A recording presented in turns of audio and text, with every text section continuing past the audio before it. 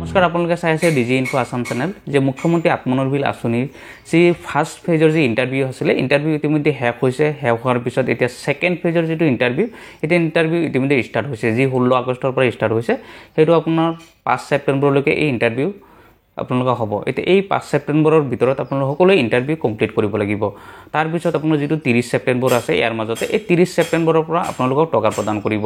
যি প্ৰথম পৰ্যায়ত যি 1 লাখ যুৱক যুৱতী দিব, তাৰ ভিতৰতে ফাৰ্ষ্ট ফেজত আপোনালোকৰ 30,000 যুৱক যুৱতীক এই টকাটো প্ৰদান।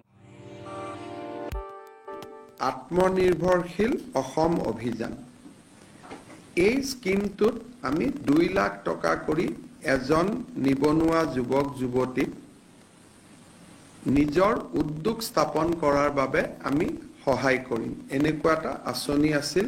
1 লাখ ঘূৰাই দিব, 1 লাখ ঘূৰাই দিব নালাগে। তাৰে যিটো প্ৰথম পৰ্যায়ৰ ইণ্টাৰভিউ আছিলে, সেই ইণ্টাৰভিউটো সমাপ্তি হ'ল। এতিয়া 1:2 অৰ্থাৎ প্ৰথম বছৰ আমি 30,000 লোকক যুৱক যুৱতীক এই সহায়টো কৰিম, আৰু তাৰ পিছত আমি আৰু 70,000 ল'ৰা ছোৱালীক কৰিম দ্বিতীয় পৰ্যায়ত।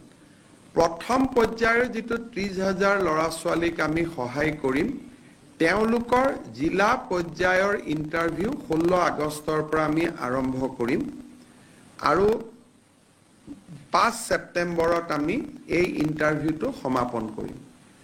আৰু 30 ছেপ্টেম্বৰত আমি 30,000 যুৱকক 2 লাখ টকাৰ যিটো আঁচনি, সেই আঁচনিৰ অংশসমূহ আমি বিতৰণ কৰিম। আৰু জিলা উপায়ুক্তসকলৰ লগত এই বিষয়ে আমি ডিটেইল আলোচনা কৰিলোঁ, যাতে কোনো ক্ষেত্ৰতে ক'তো খেলি মেলি নহয়।